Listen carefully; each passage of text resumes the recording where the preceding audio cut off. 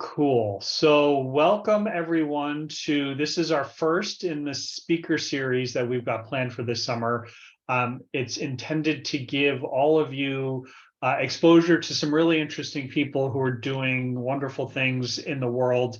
And the idea is to provide some inspiration and some great ideas, and really just to expand your awareness of what options might be for you in the future. And so with this first kickoff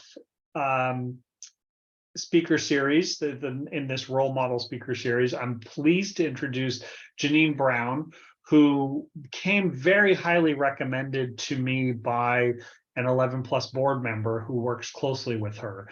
And just has been singing her praises for a long time. So we're really lucky to have her with us.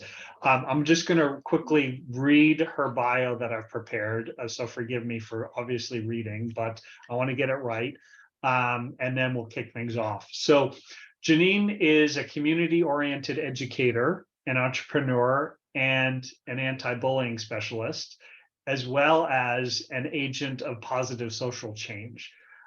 She's the crisis intervention leader at Dickinson High School, and we'll talk a little bit about that. And that's in Jersey City, New Jersey. She's the founder of Brown Brilliance LLC.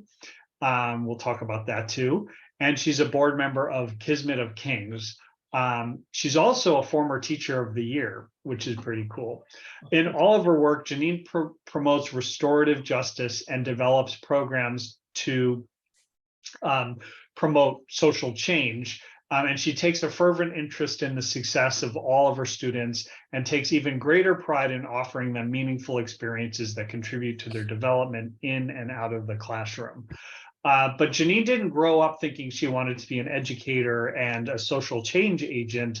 Her path to success was neither straight nor easy. She's going to share a lot of her experiences with us, so you'll learn a lot through that.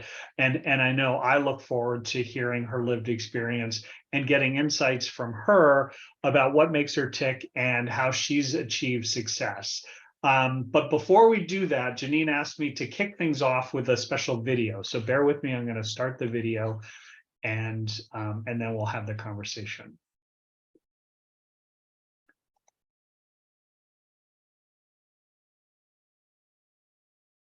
Let me know if you cannot hear the sound.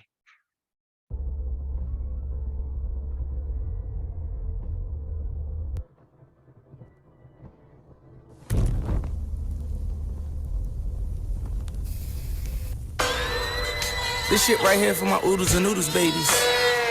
His mom was smoking crack while she was pregnant, so he can't even help that he crazy. He going to jail, it's inevitable. For real. Ain't had nobody to give me no hope. I hope my mama ain't doing no coke. I used to wish that my daddy was living. I had a dream that I seen him a ghost. I used to act up when I went to school. Thought it was cool, but I really was hurt. Wanted my family to cut in my games. My mama could make it cause she was at work. Remember my grandma, she took me to church. Really, no, I ain't wanna go. Remember I kissed my aunt in the casket and her forehead was cold. I was like 4 years old. We couldn't afford no clothes. It was hand-me-down. Who would think a nigga get a Grammy now? Got a black judge trying to tear me down. All this jail time probably wear me down. Turn the lights off in the bathroom. Screaming bloody, bloody, bloody Mary now. Having nightmares about Candyman. With the tool on me like a handyman. Kill my little cousin, I'm like damn it, man. Had to see the footage on the cameraman. On the pavement with his brains out. With the white sheet, he was laid out. Wanna ask Ye, is this a choice? It was like this when I came out. What the fuck is you really complaining about? I know niggas that's never gonna make it out. This that shit you won't see in the media. Poor get poor and the rich getting greedier. A lot of daddies gon' back and forth out of jail, a lot of sun going up and repeating her. Just the belly the beast, you won't make it out. Man, this shit was designed to eat us up. And my mama told me, nigga, keep it up. You gon' end up in prison just sleeping up. Remember, nobody never believed in us. When they see us now, they can't believe it's us. No. I think it's funny how we used to go to school, play Segas, and then next thing you know, we run around with Glock 40s. We ain't never believe in the police. They was shooting us. Yeah.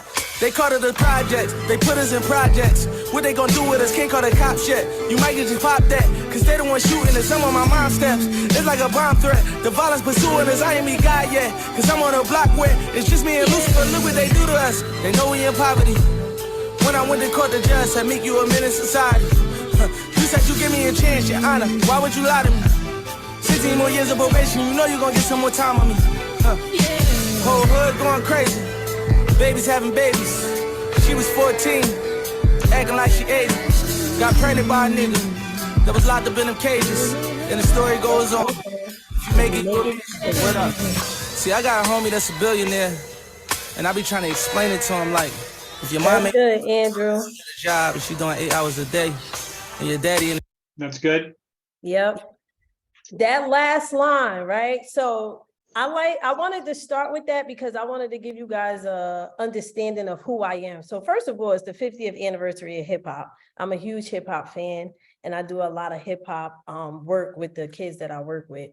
But when I saw that video and I listened to that song, when I tell you it touched me, every line that he said in the beginning about all of those different traumas, I had a kid in my class who dealt with that. And I let them listen to that song because at the end he said, yo, if you make it, you amazing. And so I like to start all of my talks with some type of hip hop or some type of art, poem or whatever, because I want you to know if you make it, whatever challenges you have, it may not be those that he mentioned in that song, but you make it, you are amazing. And you are amazing by birth. But sometimes it takes a little bit of extra, somebody like me to let you know that you are amazing. So thank you, Andrew, for sharing that with them. Yeah, thank you for I watched it before to make sure it would work, and I was like, this is perfect for what the little I already know about you. This is really a great way to tee up the conversation. So maybe to start, because you do a lot of interesting work, maybe you could tell us a little bit about the different hats you wear today. I'd like to then maybe pivot and go to your origin story a little bit because I think it's fascinating, some of the challenges you had to deal with and overcome, and the journey you took to where you are today was not particularly expected by you or by others. Absolutely not. Yeah. So I always laugh, like, how did I get here? It's pretty cool. So maybe starting with your job in the school, if you could talk a little bit about that. Yeah, sure. So currently I'm a crisis intervention teacher. In different places, they may call it a dean of discipline. We serve as part of the administrative staff. And typically this role has been sort of like a disciplinarian role in the schools, right? So if you get in trouble, you get sent to me to issue detention and issue suspensions and have parent phone calls and conferences. In this society that we're living in, I've taken it very personal about how we deal with kids when they are in crisis, right? Because when we say crisis, it's really certain behaviors that we're seeing. So if you're late to class, if you're skipping class, if you're having a fight, like all of those behaviors are representative of something deeper. And so my perspective is, what is the deeper? Right. So instead of kicking kids out of school, my goal is to figure out what is this something deeper, how we can intervene and provide resources, and to ultimately keep you in school and get this degree. So a lot of people, believe it or not, are not proponents of that way. So a lot of challenges that I face with teachers who want immediate action, right? So if you have a kid who's disrupting the class and they're like, I want him suspended right now. And I'm like, did you talk to him? Did you figure out what the problem is? Have you challenged yourself? Are you boring? And that's why the kid don't want to come to class, right? So I am that person who challenges teachers to have difficult conversations with themselves and their teaching practice so that we can ultimately lift these kids up and get them to where they need to be. That's amazing. Yeah. And that's so important to get to that root cause. Now, when we spoke the other day, I asked you, because I Googled you, of course, and there was a lot about you on the internet, and one of them was wild to me. I know. Well, you're a celebrity. There's an article about how you resigned from a commission that was related to the police department. Did Did that come before, and I want to ask you about that, but did that come before Brown Brilliance LLC? Or were you already doing the Brown Brilliance stuff? You know, Brown Brilliance has been in the works in my mind probably for about a decade, right? Because I started seeing as a teacher all of these ills of the school system. And so Brown Brilliance has always been and in the background. And so I was already doing the work, but not particularly under the umbrella.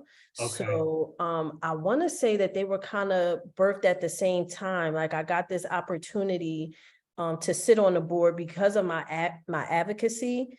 And then other people are like, hey, you know, you should really, you know, do your own thing, start your own LLC and do some type of consulting. So I think those kind of, those experiences spoke to each other to create Brown Brilliance. Okay, because so let's pick off this thing. So the article I read, it said you had written a pretty scathing letter in response to there's a committee or a commission formed to review the police in Jersey City, and I can't remember if you could tell us what that's called, but then as a result of the inaction, you know, them not listening to this group that had been assembled, you resigned in protest, which is pretty powerful.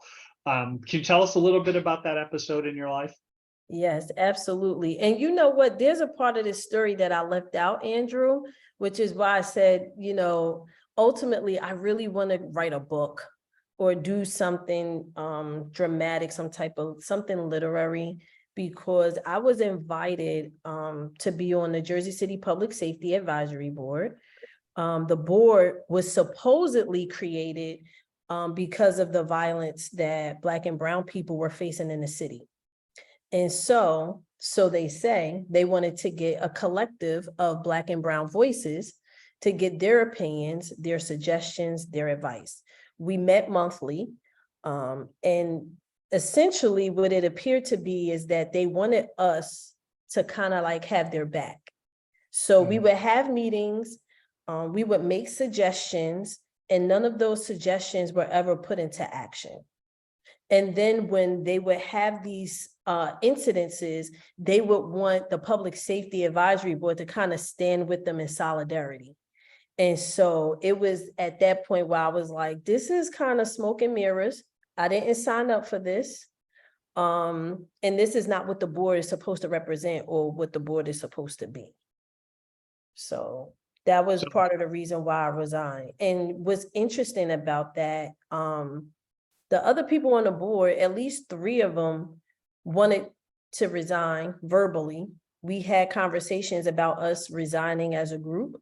And I was the only one who resigned, even though I thought they were going to resign with me. And I understand looking back on it, one is a council person, they all had their different self-interests why they stayed, which is cool, but I'm a disruptor and a rebel. And I was like, I'm getting up out of here and I'm not going to be quiet about it. And so I'm happy that I did it. I'm happy that I spoke out because there are things that actually got put into place once I resigned. That's right. So that did have an impact, which is great. Yes. But you then also channeled your energies into driving that positive change through Brown Brilliance LLC, which is a really cool endeavor. So that's your entrepreneurial side. Can you tell us a little bit about the work you're doing there? Yes. So it's actually, I want to say twofold. So I do work with young people.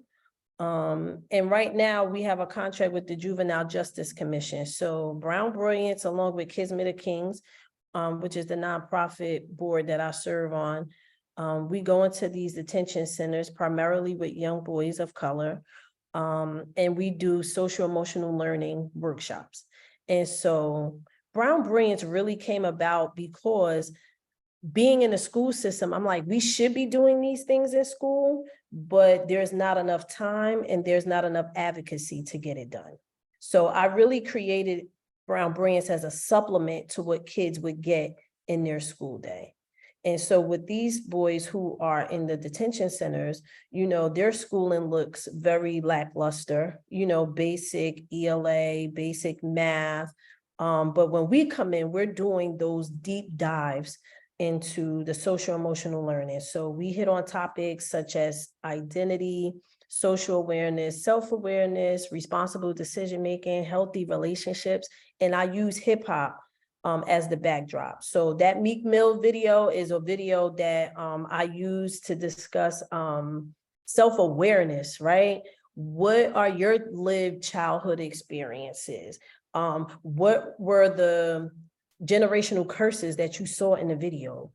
Can you relate to any of that, right? And how does that transfer into how and why you got here, right? What were the decisions that you made based on those lived experiences? So, it's those type of conversations that I love having with young people.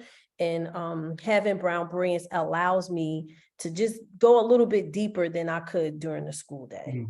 Yeah, that's great. And so you're through Brown Brilliance, you're developing programs and curriculum and then delivering them.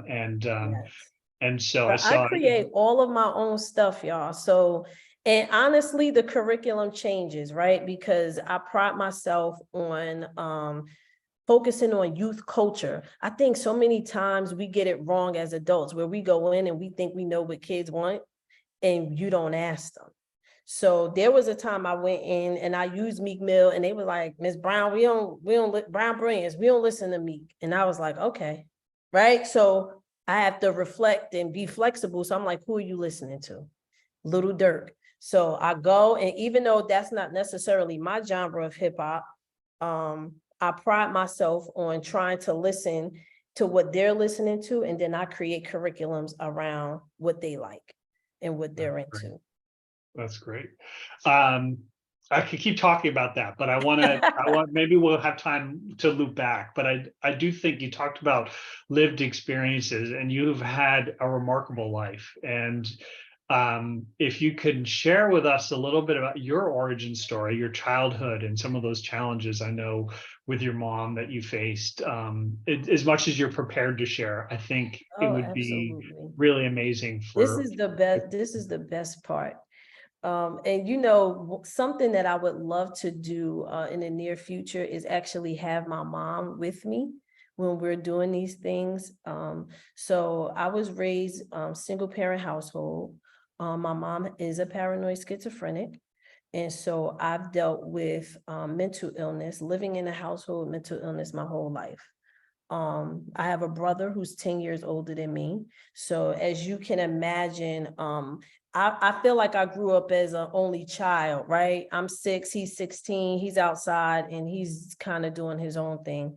And I was kind of left with mom to deal with those things.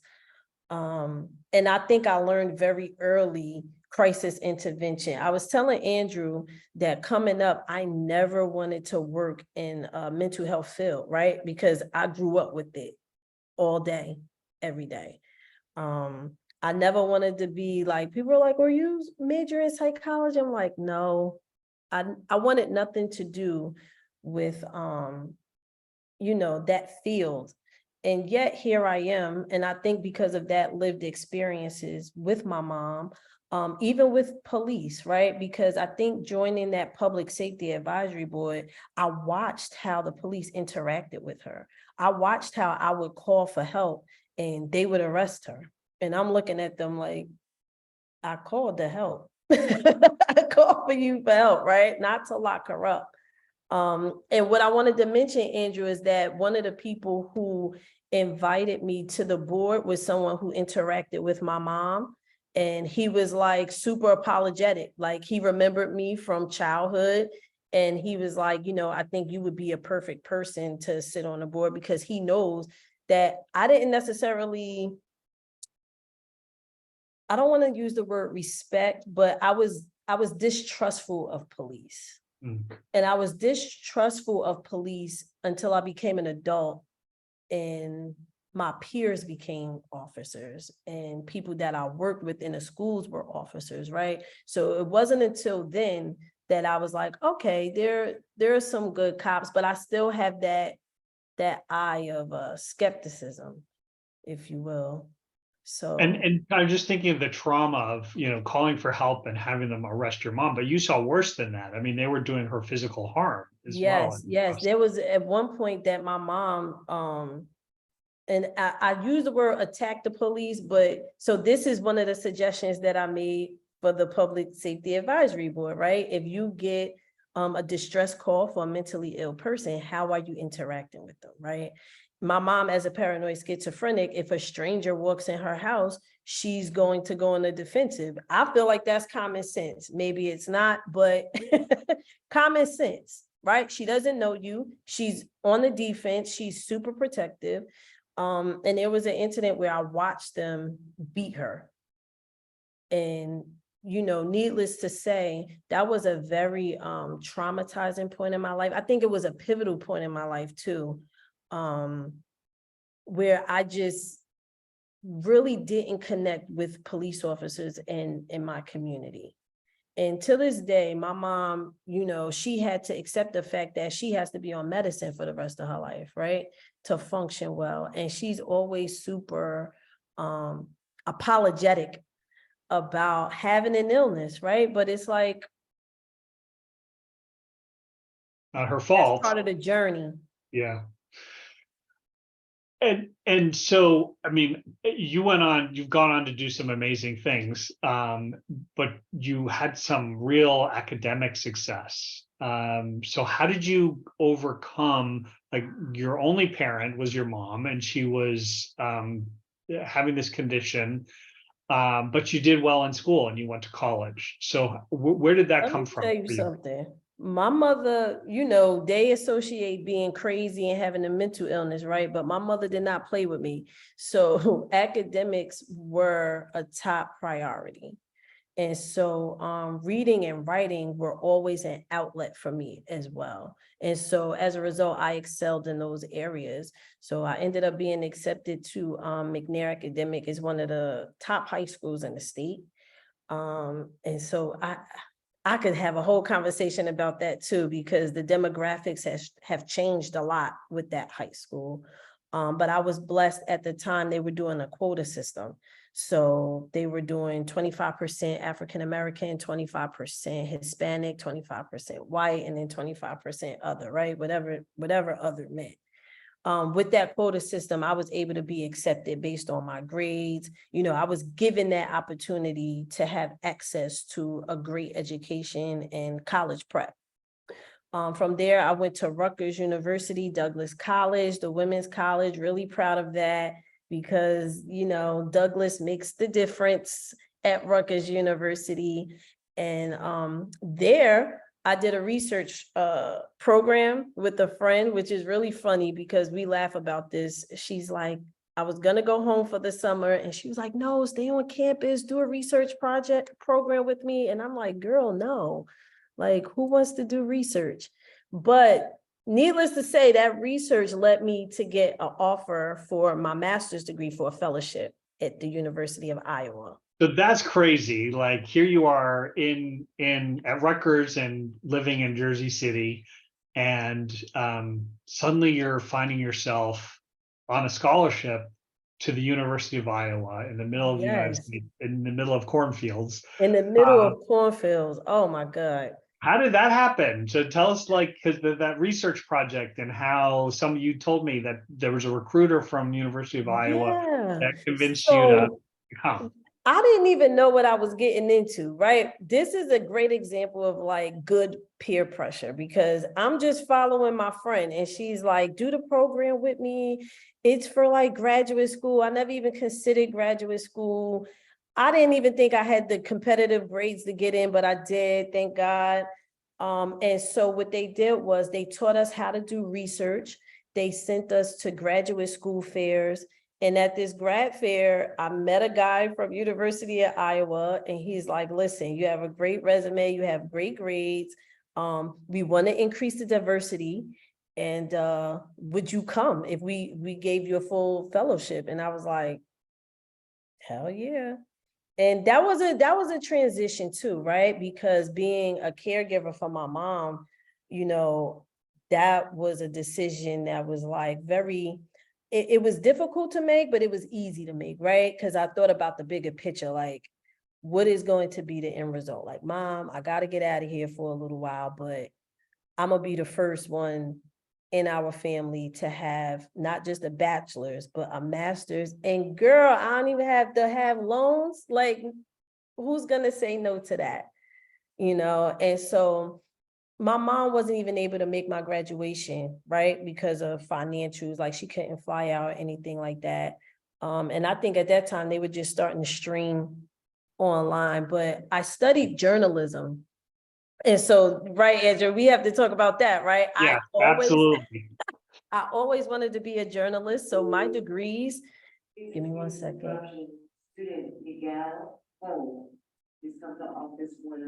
Sorry.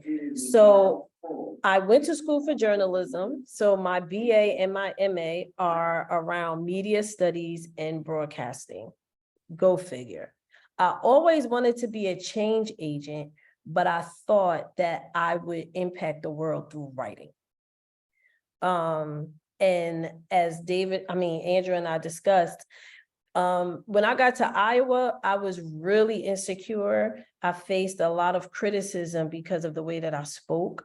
So people were not as accepting of me being an on-air personality, number one, because I was a woman of color, and then I spoke funny. Everybody said that I had a crazy New York accent, right? Imagine going to Iowa. And it really created this huge insecurity within me where I was like, should I not do this? Maybe I'm not right for this. Maybe I'm not the right fit. I don't fit the mold. And so only now at the age of 40, y'all, where I'm like, kind of bringing everything full circle, I guess. And we could get into that too, because I think that's one of the tips that I have. Okay, well, before we get there, let's just, because you did work in media. I mean, you moved to Yes. New York and worked for, was it NBC or? Yes, so I was a production assistant at MSNBC. And there I really didn't feel supported, right? So again, I keep having these experiences in media and journalism where I didn't necessarily feel like I fit the mold. And it was a great job. I was a production assistant and an anchor producer. And essentially, like, I would feed the anchors on air what they were supposed to say. So if there was breaking news, I'm making notes for them. I'm highlighting breaking news for them to read on air. I'm pulling video B-roll to show while they're talking about different topics on the news. At that time, it was like everybody used to confuse Osama and Obama tapes because they were so close to each other. So like we were feeding like video, and it was really fun, high-paced job, but I felt like my intelligence was always questioned, right? And I wasn't confident in my decisions. And I remember there was a producer there and she said, you're too quiet. Right. And I think that I was so quiet because I just came from Iowa where everybody told me that I spoke funny and I had a weird accent. And then I went into this space where I was unmemorable, if you will. Right. And so I ended up being laid off from that job and I needed an income. And lo and behold, I started substitute teaching. Just temporarily, right? I thought it was going to be a pit stop on my journey to journalism. And I got sent to one school, guys, one school to sub, and I never left. I was there for 12 years. So what was it about it? Did teaching spoke to you then? Obviously you liked it enough to stay with it and be really good at it. Yes. And, people, when I said that I was a journalist, so many people at the school were like, oh my God, you should teach ELA, right? That was a career that I never even considered. But working with the young people, it was a 5th grade class. I was a long-term substitute in the class. And they were like, Ms. Brown, you should be a real teacher. And I was like, really? I think if you can manage a crowd of kids, then, you got it, because children are a tough crowd. A super tough crowd. And the administrators at that particular school were super supportive as well. Like, you're great with the kids, you're fun, they like you have a skill set that you can use in a classroom. And so from there, I started teaching language arts, reading and writing. And so that, obviously you didn't stay doing that, because you how did you make that change from being a regular teacher, once you became a regular teacher, into that disciplinarian role that you are in now, which you treat very differently? But I want to get to that, because I think you've taken that and looked at it completely differently than most people normally would, that Yes. position. But I'm curious to know how you went from being that teacher to that new role. So, I want you guys to think about the times that you were in school, right? There was always like a one teacher that you felt really connected with. Even if they didn't teach you, you felt comfortable going to talk to them. And I think in the middle school, I became that teacher. At the time, I was younger too, so they felt more comfortable coming to me. So even as I was teaching ELA in the classroom, I would have kids from all the middle school just want to come and talk to me. And my principal realized that if there was a kid having a meltdown, they're like, I want to go to Ms. Brown's class. And I'm like, why? I don't know why, but I would have those side conversations with them, calm them down. And my principal was like, listen, our CIT is leaving, and you're going to do this job. So interestingly, I didn't even see that role for myself. My principal was the one who saw it. And I was like, oh, okay. She replaced me and everything before I could even say yes. I was like, you don't even know if I want to do this or not. Seriously though, like, But you saw something in you, knowing you'd be good at it with the right. knowing that I'll be good with it. And we always had conversations about how to discipline, right? I was never a teacher who kicked my kids out of class. And if I had a kid who was having a meltdown, I'm like, okay, go have a meltdown in the hallway with security so I can teach the rest of these kids, and then I'll deal with you when you calm down, right? That was always my approach. Never, to yell or like, get out of my class. And I was never that type of teacher. I was always very firm though. And I think that you can be firm and still show love at the same time. And once I came out of the classroom, guys, I'm telling you, in the classroom, I thought every teacher taught like me, right? But now coming out of the classroom and I have to respond to these crisis situations in these classrooms, I'm looking at the teachers like, oh my God, you're not responding the way that I would respond.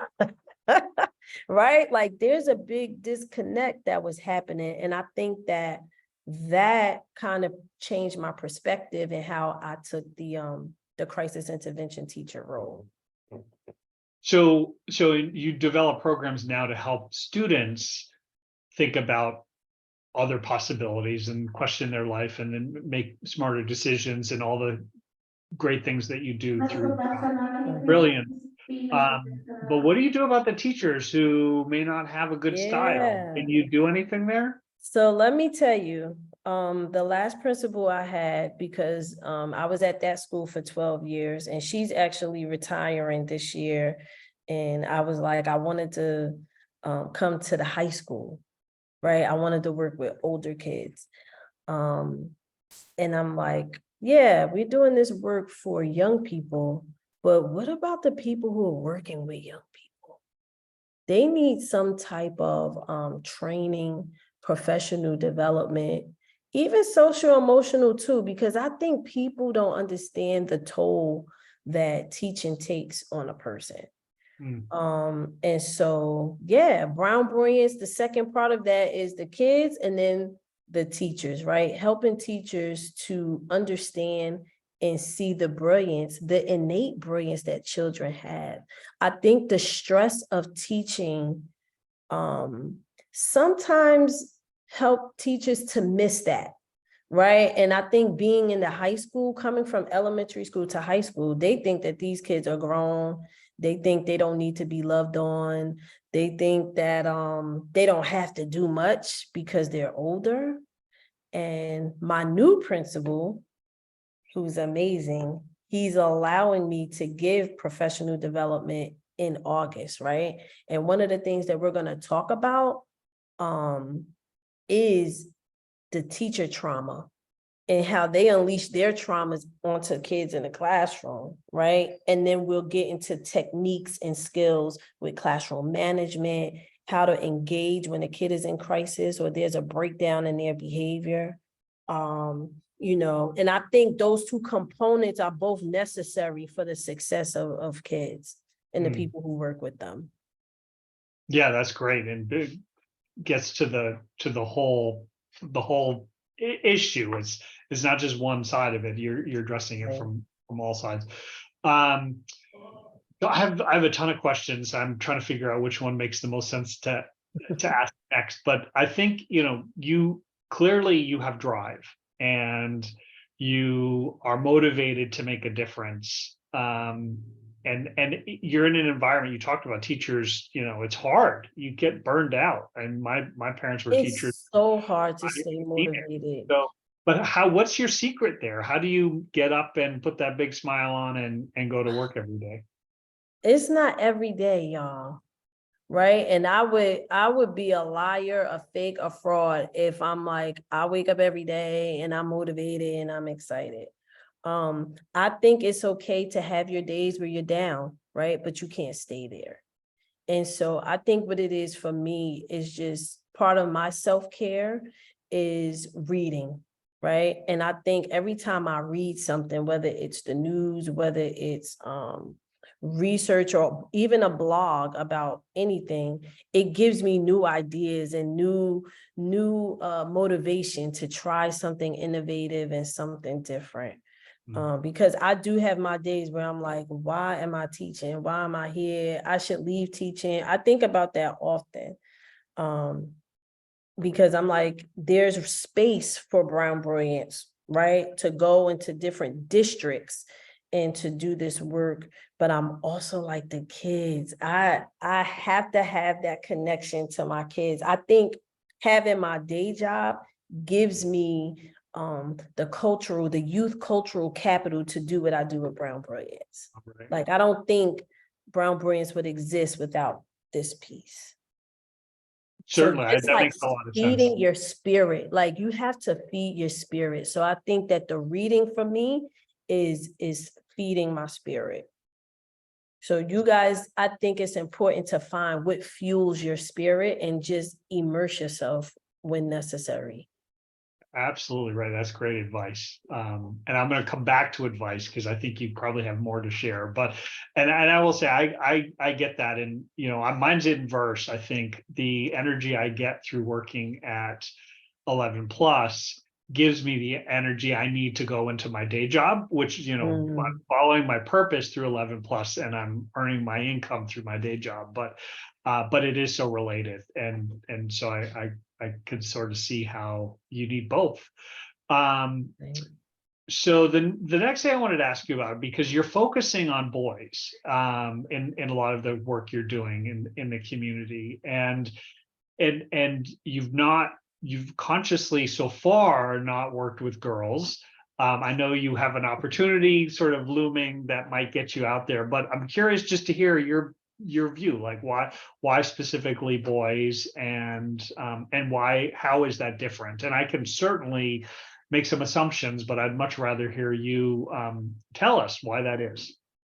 Well, you know, I think schools are always so data driven, right?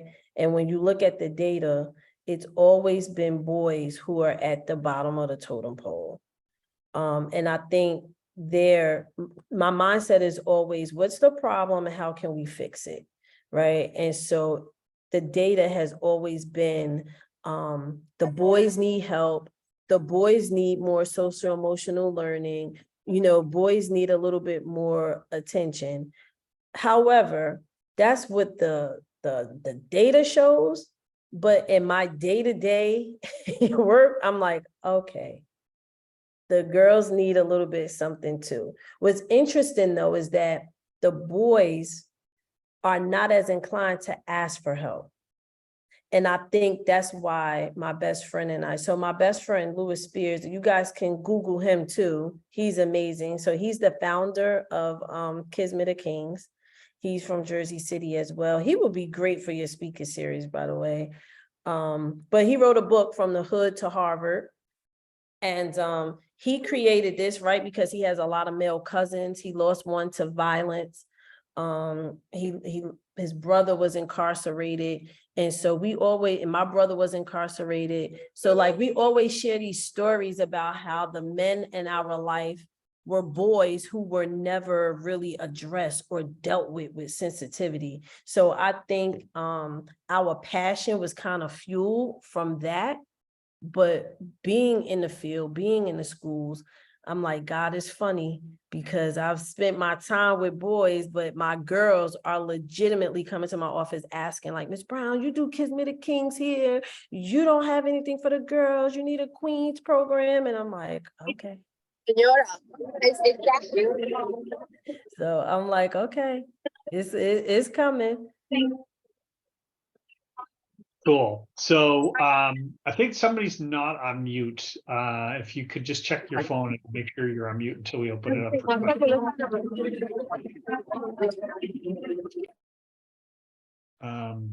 Okay, so I guess there are a couple questions again. One is,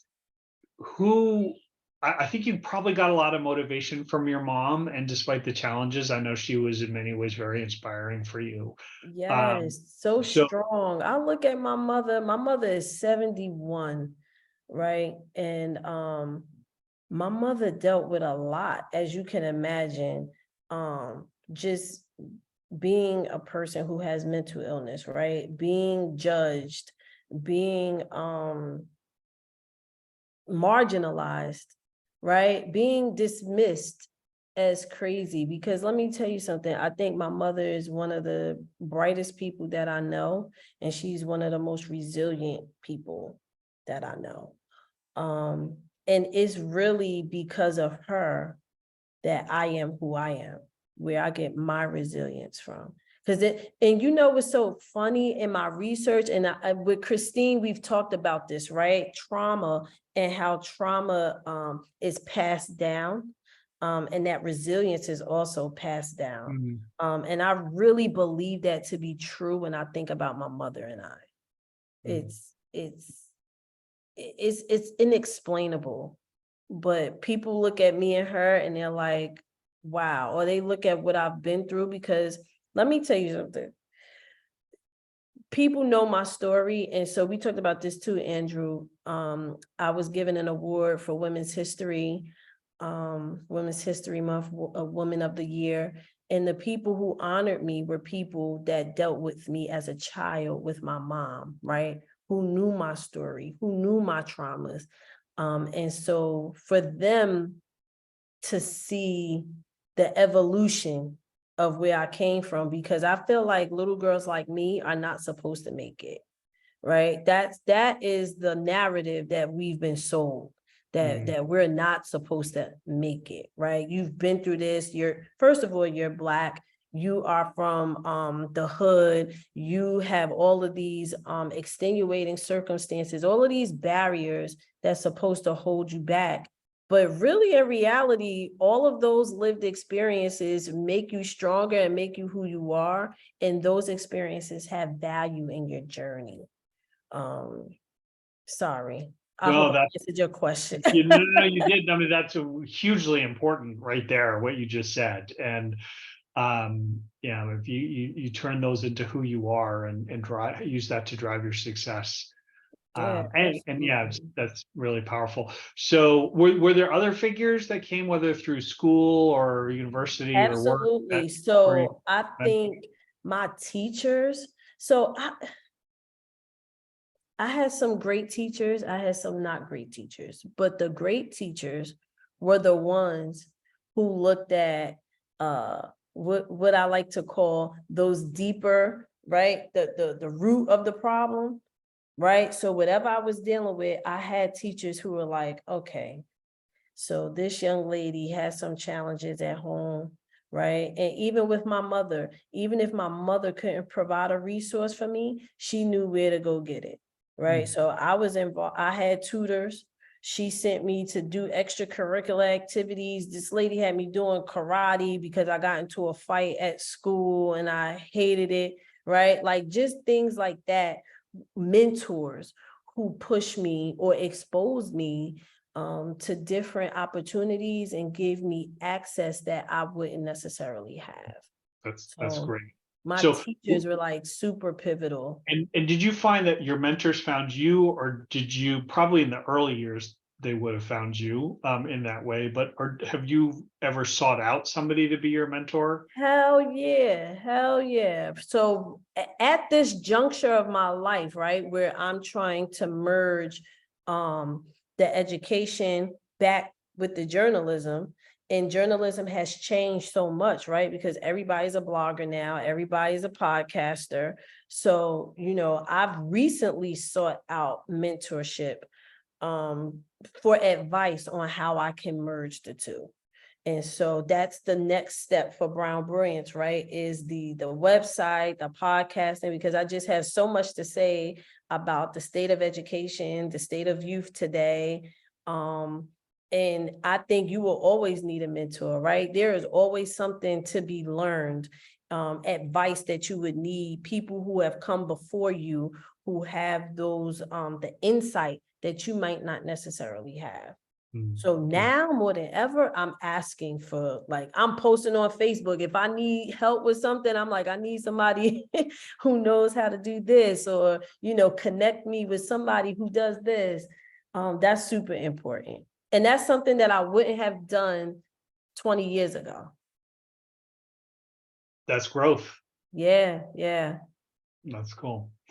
All right, so I want to be conscious of time. I have a couple more questions, and then we're going to open up to questions from the audience. And we've already had one posted, so I'll start out with that one in a minute. But so I guess it's really the same question. But asked two different ways. What do you think the key ingredients to your success are? But then equally, what advice would you give to this group of young people who are starting out their professional journeys? And is it the same? Maybe it's two different things. But first, starting with, like, what's the secret to your success? Do you think, those key ingredients that you have? So I wrote some notes for this, right? Because I wanted to make sure that it was concise and that it made sense. Okay. So the first one is to embrace your identity in your culture, right? Those lived experiences, those traumas, your race, your ethnicity, your gender, your sexual preference, right? All of those things that make up your identity, embrace those, because there is value in it, right? You have a unique perspective, and there's power in your story in whatever field you opt to go in, right? Because I want to note that too. I have friends who are in corporate America. I have friends who are in education. I have friends who are in entertainment, right? And there's always power in their unique lived experiences. That's number one. Number two, be intentional about your circle of friends, because I also put down mentorship, right? And I've learned this as I've gotten older. So I'm super blessed. I have an amazing village. I still have my friends from pre-K. I have my pre-K friends, and like we're 40 now, right? I have my elementary school friends. I have my high school friends. I have my college friends. I have one friend from grad school, and then I have some colleagues that I'm super tight with. But you have different friends for different things. And so you want to make sure that your friend circle, my colleague friend circle, is so amazing, because you want to have those people that you can have intellectual conversation with, right? Because I have those friends. And my friend that I spoke about, her name is Tiffany at Rutgers, who gave me good peer pressure to join that program, right? I always credit her with the way my life went, because if she would have, I would have never heard about this program. I would have never done it.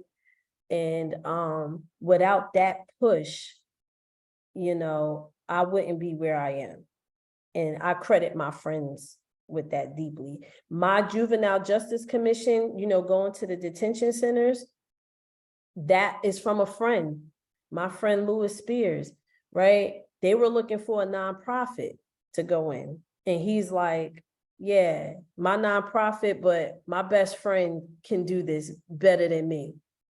You know, me speaking to you right now is from a colleague, right? So, you know, being intentional about your friend circle who are going to push you, motivate you, connect you to where you're trying to go. And then lastly, know that you are exactly where you're supposed to be.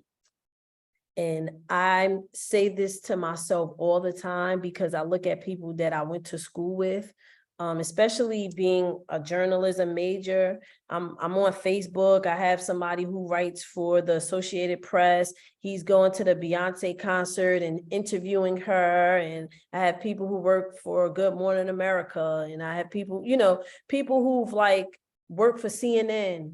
And I'm like, damn, I'm supposed to be a journalist, or I'm supposed to be there, right? But I think my detour into education was necessary to build my capacity for speaking, number one, and speaking up, and number two, my advocacy. So don't be afraid of the detours, because sometimes the detours are necessary, and the detours lead you exactly to where you want to be. That's Sorry if amazing. that was long-winded. Not at all. That was perfect. Thank you so much. That was really inspirational too. And I'm sure it's given all of us a lot to think about. So we have just about a few minutes left, and I do want to give the interns a chance to ask you some questions. Sure. We did have one come in from Leslie Ann, who, Leslie Ann, do you want to come off mute and ask your question? Maybe also introduce, I think are you still there, Leslie Ann? I think Barry and Mary also had a question too, Andrew. I'm not sure if you can see the chat. So just so you know, Barry had his hand raised, and Mary, our 11 plus intern, also had a question. Okay, cool, great, awesome. So I somehow missed that. Oh, that's why, because I'm on the wrong, here we go.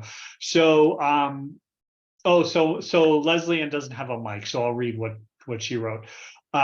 She wants to know, and Leslie Ann is working this summer as she's producing a documentary for a nonprofit in New London, Connecticut, that's focusing on the Puerto Rican immigrant experience in New London, Connecticut. So very interesting, and I'm super proud of her. She was an intern with us last year, so I have to plug that for her. But so she's obviously interested in the media arts, and she's going to school for media arts. So her question is, do you still have a passion for media arts? And if so, how do you continue to practice your passion and balance your job and all the other programs that you lead? Yes, I do. That passion, I have to tell you guys, never leaves, right? And so teaching in the classroom, because I've always like been the fun teacher, right? So then it turned into me hosting the school assemblies. So now I'm on stage and I'm doing these assemblies, right? Then people started asking me to host events for them. And so here I find myself, and this is so crazy that she asked this question, because I actually just shot kind of like a promo video so that I can promote myself more, right? Because I'm hosting Sweet 16s, I'm hosting weddings, I'm hosting community events. And now the shift, like I said earlier, I'm getting my website together. I'm going to start doing some more writing, because it never leaves you. Right. It's sometimes I'll wake up in the morning and I have a thought and I'm like, I have to get this out. Because I still feel like that's how I'm elevating my voice. So yeah, you're going to see more of me. Great. Awesome. That's great. And then maybe just a follow-on question, and then we'll move on. But the balance. So how do you find balance in your life with so many things happening? You know, I'm still struggling with the balance, right? Because from the day job, I'm going to the detention center, and then you want to make time for rest. And so I know for me, the summer is really kind of like my recharge time. This is my time to really like focus on Brown Brilliance, the Brown Brilliance brand. So it's still a work in progress for me, right? Just figuring it all out, because the day job is important, but carving out your schedule to make time for what it is you want to do. So when I have breaks, I make my breaks intentional. Like when we had spring break, I shot my promo video, right? I wrote the questions and answers, I wrote the script. I met with the videographer, I used that time, because if not, I would overwhelm myself with the school day, right? Because now I'm doing work, I'm doing detention center, and then I'm doing Brown Brains, and it becomes a lot. And I have to take it easy on myself sometime too. And that's going to be my suggestion to you, is to be gentle with yourself, right? Because it will get done. It will get done. Good. Awesome. All right. So Barry, I'm going to ask Barry, then Mary, then Naya. So Barry, what's your question? I just wanted to go back to the you said you worked at MSNBC, and coming from, a different state and having that strong accent, like I could relate with that. So I was just wanted to know, like, how do you ever like deal with that sense of like uneasiness in the workplace, or like does it ever kind of go away? I don't care anymore. Honestly, because being in Iowa and then coming back home, I felt like I wasn't good enough. And it took me a long time to find the value in myself, right? So who's to say what standard perfect English is? Who's the curator of that, right?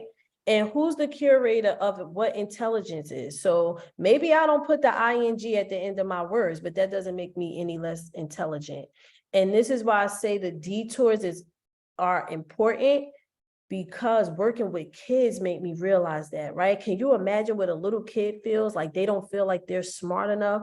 And so, I really take it to heart, imparting that into little kids, that you are smart, you are intelligent. It doesn't matter what you look like. It doesn't matter where you come from. It doesn't matter what you sound like.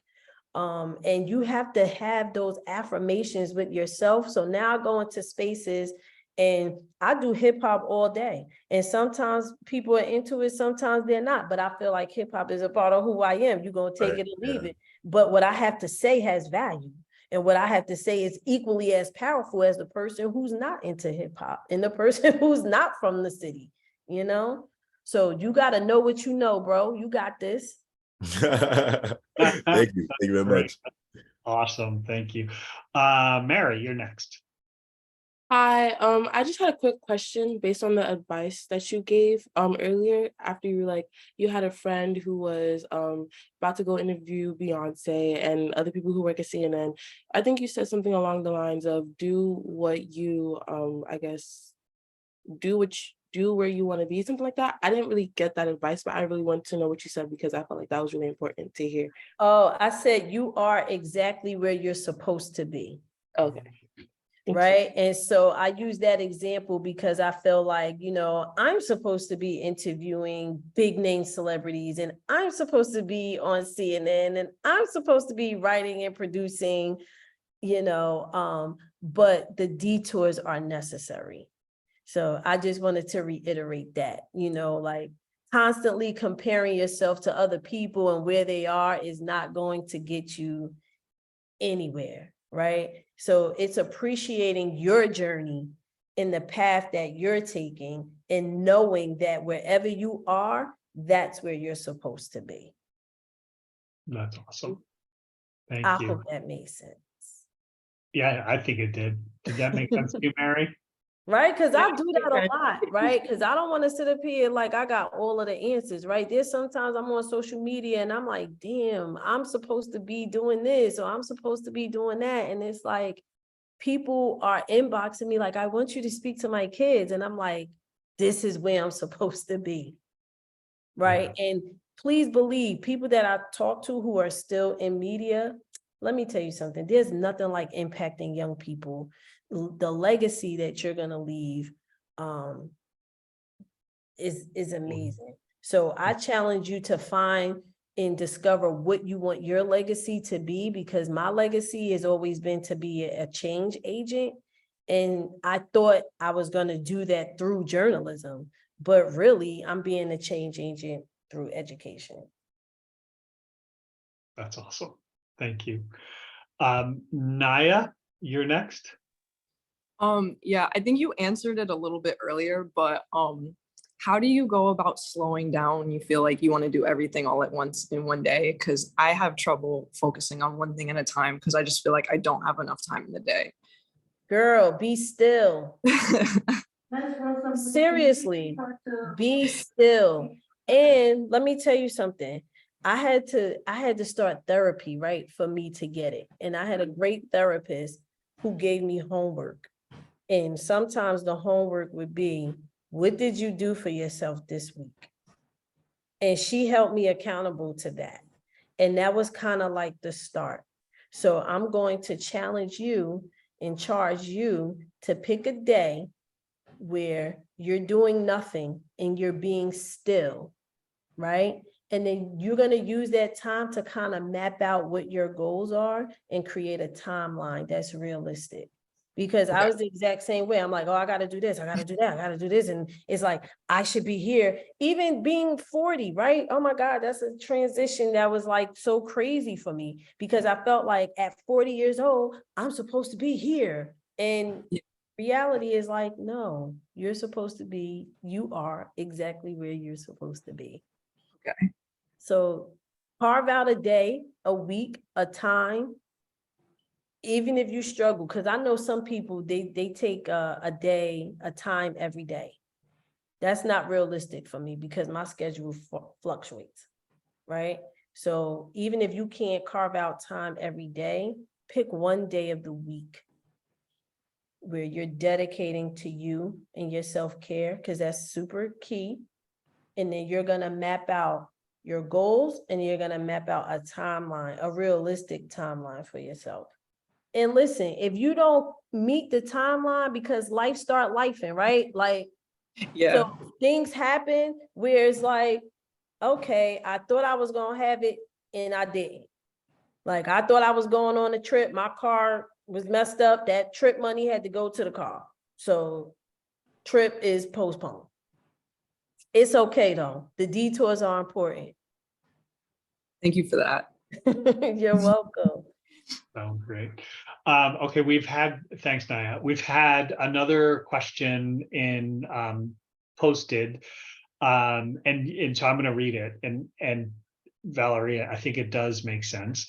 I'm sorry, I can't. Oh, she can't turn her mic on. You talked about the non-conventional ways that you have tried to connect or help your students. I really like how you, as a teacher, would take the time to listen to what your students like or just hear about their interests. As a professional, how do you think that initiative of simply creating a connection with a person could impact not just the school environment, but the work environment as well, based on your own experiences? So you've presented that scenario in a school, but that can obviously translate well beyond that. Yes, culture and climate is important. Every job, every field should have a culture and climate committee, right? And if they don't have one, I'm challenging you to make the suggestion that they start one, right? Because the culture and climate where you work is so important, where we are acknowledging and celebrating each other's differences. We're doing team building activities, right? We don't have to be best friends, but we have to respect each other, and we have to respect each other's perspectives. So I think it's super important wherever you go. And I'm saying that because we don't have one here at Dickinson High School, and I pitched that last week, actually, a culture and climate committee, so that we can kind of like get on the same page, because this school has 2,000 kids, right? There are kids who don't know who their teachers are. I don't know who all of the teachers are. I was walking down the hallway one day and they said, "Are you our new CIT?" And I said, "Yes." Right? But the culture and climate committee, you'll be intentional about making those relationships sustaining relationships so that people can have a good work environment. So absolutely, start with Culture and Climate Committee because it's super important. And she says, thank you for that answer, which was great. And I want to respect your time. I haven't respected your time because we're 5 minutes over and I was greedy and I want to keep It's going. so And good. you have a busy day.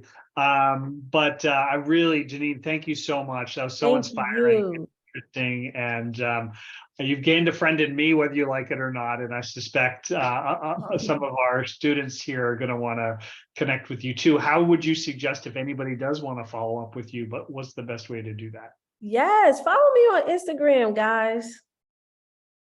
I was told I probably should make a business Instagram. That'll come. See, with the time, in time, it'll come. But follow me on Instagram because listen, you're gonna see my life. I'm working out. I walk the Bayonne Bridge. That's my self-care. You know, I have a group that's want to get together. They're like, we want to walk with you. I'm getting a group together on Sunday, right? Self-care Sundays, and we making it happen. So I am Brown Brilliance. So look for her on, and are you on LinkedIn? I think you're on LinkedIn. I am on LinkedIn. Yeah. So I'll circulate afterwards. Oh, there she posted I am Brown Brilliance on Instagram. So follow her there. And then we'll circulate your LinkedIn profile because we're really pushing our interns to up their LinkedIn game. So you'll probably Yes, and that was a suggestion that one of my mentors gave me. So that's why I have it. My LinkedIn is like fairly, I had it years ago, but I never really utilized it. And she's like, you can blog on LinkedIn. So definitely connect with me there because I'm going to be writing some more on culture and climate in schools. Very cool. Pretty Great. neat. Janine, thank you so much. Thank you. This was fun. And we'll stay connected. And please invite me back. Okay, we'll do. All right. Best Thanks, of luck, everybody. everyone. Have a good rest of your day. You too. Take care. Thank you again. Thank you. Thank you very much.